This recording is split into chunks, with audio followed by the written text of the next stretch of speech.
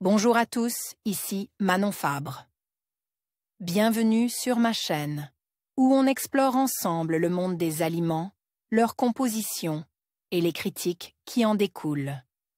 Si vous voulez mieux comprendre ce que vous mangez et faire des choix éclairés, n'hésitez pas à vous abonner pour rester informé. Prêt à découvrir? C'est parti! Bonjour à tous. Dans cette vidéo, je vais vous parler du régime soupe aux choux, un programme alimentaire qui a suscité beaucoup d'intérêt ces dernières années. Je vais vous expliquer les principes de ce régime, son coût, ainsi que ses avantages et inconvénients. Que vous soyez curieux de perdre quelques kilos ou simplement intéressé par les différentes méthodes de diète, cette vidéo est faite pour vous. Restez avec moi pour découvrir si ce régime est vraiment fait pour vous. Le régime soupe aux choux, principe, coût, avantages, inconvénients. Publié le 18 novembre 2021 à 16h04, mis à jour le 8 décembre 2022 à 9h44. Validation médicale, 06 décembre 2022. Le régime de la soupe aux choux compte parmi les régimes express très basses calories. À base de soupe, il manque de nombreux nutriments.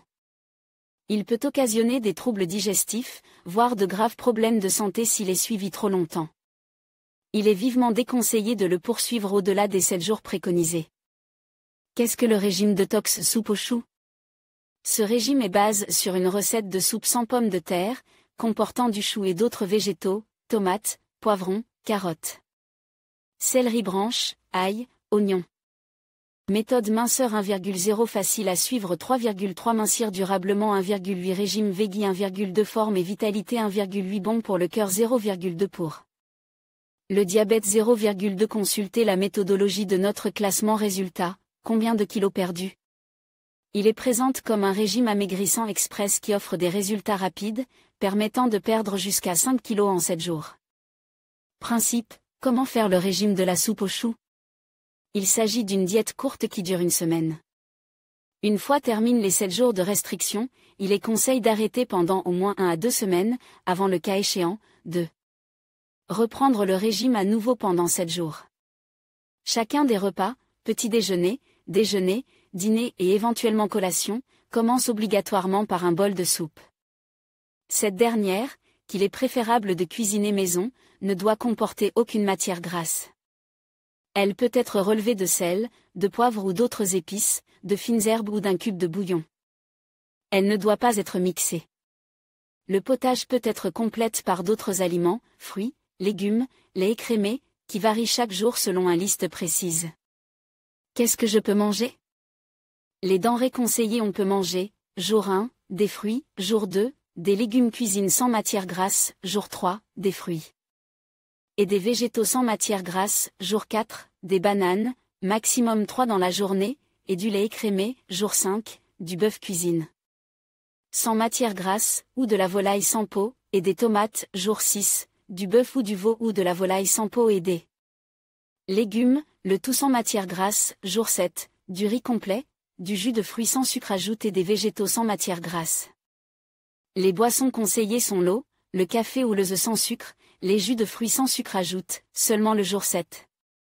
Les interdictions il s'agit de tous les autres aliments, notamment, les matières grasses, huile, beurre, crème fraîche, le lait entier, les fromages, les charcuteries, les fruits secs, le pain, les céréales de petit déjeuner, les pâtes, le riz blanc, les produits sucre, confiture, chocolat, biscuits, les boissons alcoolisées. Facilite à suivre ce régime pour maigrir en 7 jours. Coût ce régime est accessible à toutes les bourses. Le chou n'est pas un légume cher. On peut préparer un potage économique en privilégiant les produits de saison, qui sont les moins coûteux.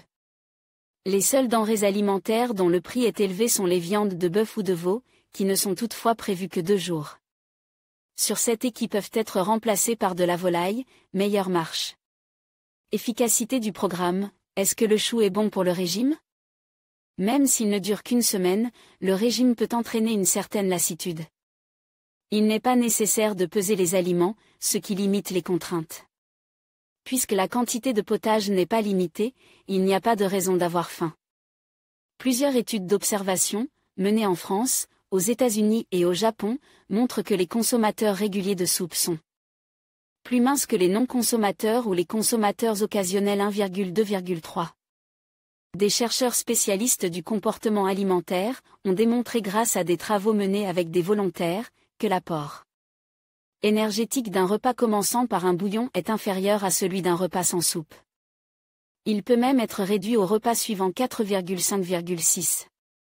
Grâce à sa richesse en eau et en fibres, le potage améliorait à la fois le rassasiement, sensation d'avoir l'estomac bien rempli, qui aide à moins manger des autres aliments composant le repas, et la satiété, absence de faim jusqu'au prochain repas, 4,5,6. Cette façon de se nourrir peut occasionner des troubles digestifs, ballonnement, gaz, accélération du transit. Mettant l'accent sur les légumes, il est en effet riche en fibres, environ 35 grammes par jour, tandis que la valeur nutritionnelle de référence ou apport moyen conseil n'est que de 30 grammes. Le chou contient en outre quelques FODMAPs, fermentables oligoacarides, disaccharides, monosaccharides and polyols, des sucres indigestes susceptibles d'être fermentes dans le côlon. Cette diète est déconseillée aux personnes souffrant du syndrome de l'intestin irritable 7. Peut-on faire du sport? Il est prudent de ne pas faire d'exercice physique. Pourquoi? Il compte parmi les diètes examinées par l'Agence nationale de sécurité sanitaire de l'alimentation, de l'environnement et du travail. ANS, dans le cadre d'un rapport sur les risques et bénéfices des régimes amaigrissants 8. Puisque son apport énergétique journalier est estimé à 600 kcal, il est classé parmi les diètes très hypocaloriques. L'ANS rappelle les risques occasionnés par l'association de ce type de régime à de l'activité physique, surtout chez les sportifs amateurs ou les personnes sédentaires, un risque d'hypoglycémie, baisse excessive du taux de sucre sanguin, dû aux faibles apports énergétiques et glucidiques du régime, ou de malaise vagal, en raison d'une oxygénation insuffisante du cerveau. Un risque d'accident cardiovasculaire, chez les personnes présentant au moins un facteur de risque cardiovasculaire, diabète, hypertension artérielle, tabagisme. Dans ce cas, la reprise d'une activité physique doit donc être précédée d'une consultation médicale et d'un test d'effort effectué chez un cardiologue. Est-il dangereux? Les risques pour la santé sont exposés dans le bilan de l'ANS consacre aux régimes amaigrissants 8. L'apport calorique étant très faible, cette diète ne permet pas de couvrir les besoins de l'organisme en énergie et en nutriments. Risque cardiovasculaire. Les diètes très basses calories sont associées à une augmentation du risque de mort subite, en lien avec des troubles du rythme cardiaque. Ce risque existe surtout lorsque la restriction dure trop longtemps et a le temps d'affaiblir le muscle cardiaque. Les diètes très pauvres en lipides, graisses, auraient un effet négatif sur le bilan lipidique, il semble diminuer le taux sanguin de HDL cholestérol, bon cholestérol, et augmenter le taux de triglycérides.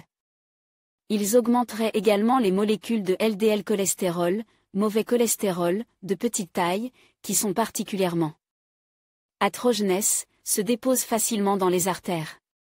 Risque lié à la glycémie. Cette diète peut occasionner des hypoglycémies, baisse excessive du taux de sucre sanguin, en raison de ses faibles apports énergétiques et glucidiques. Il est déconseillé en cas de diabète.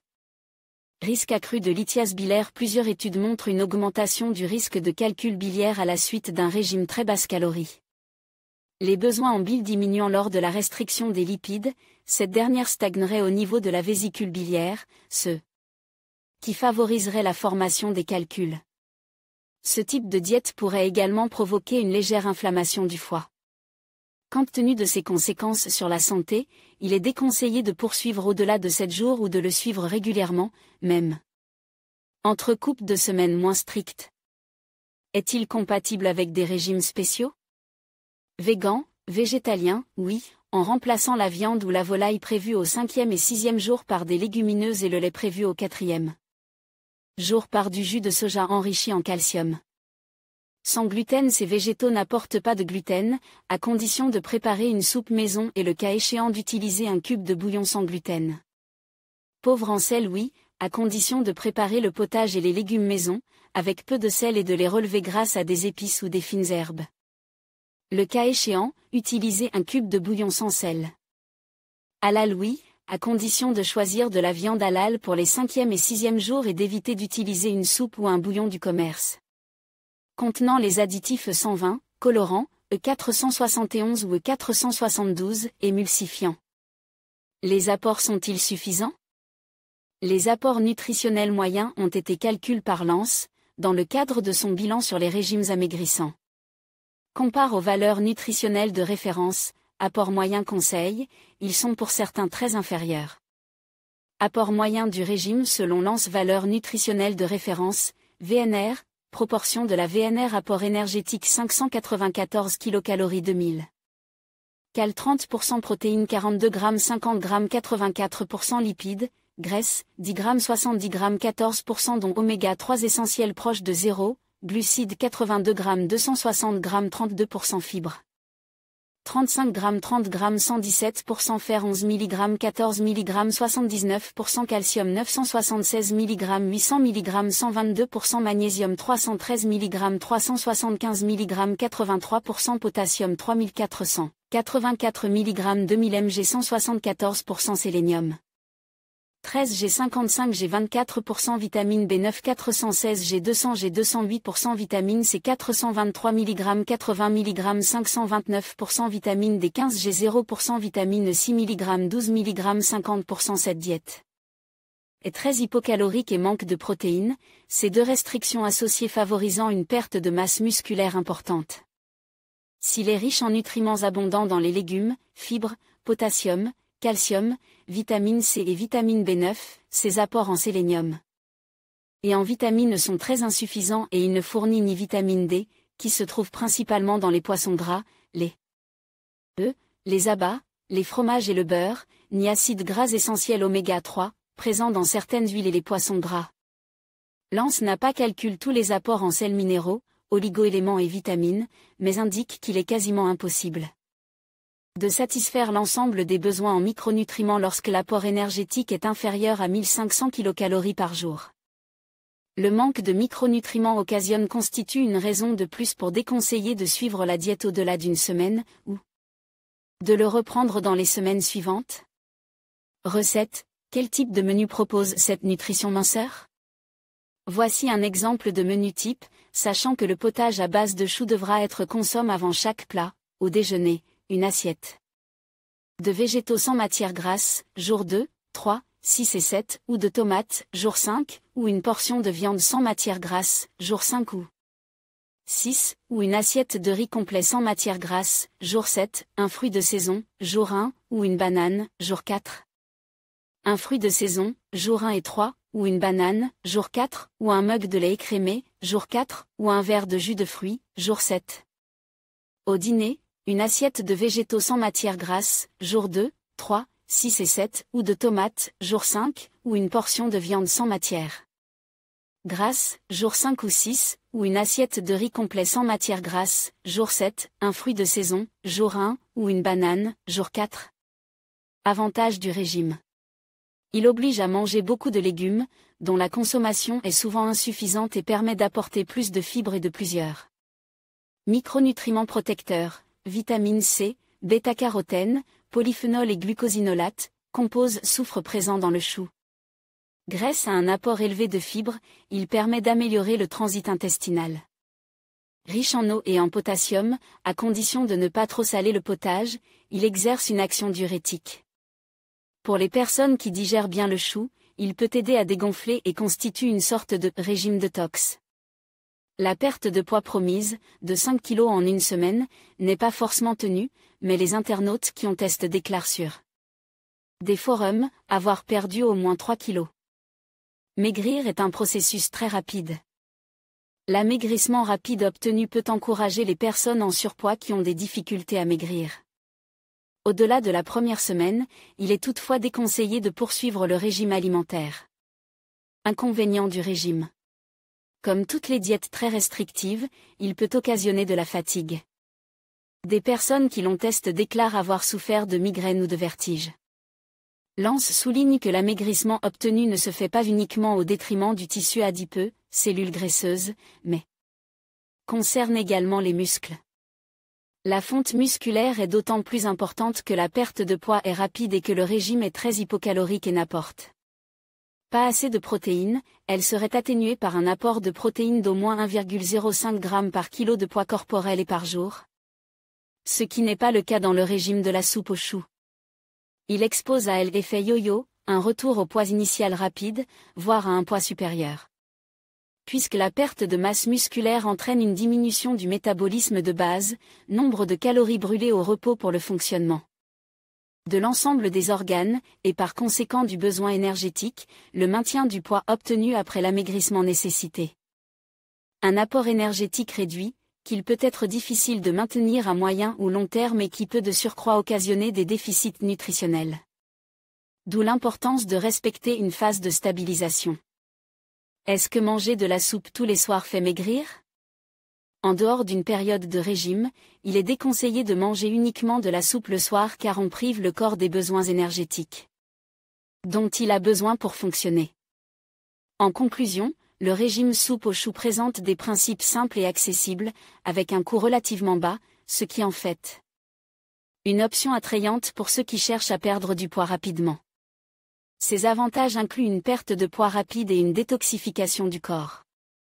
Cependant, il est important de prendre en compte ces inconvénients, tels que la monotonie du régime et le risque de carence nutritionnelle à long terme. Avant de se lancer, il est conseillé de consulter un professionnel de la santé pour s'assurer que ce régime convient à vos besoins individuels.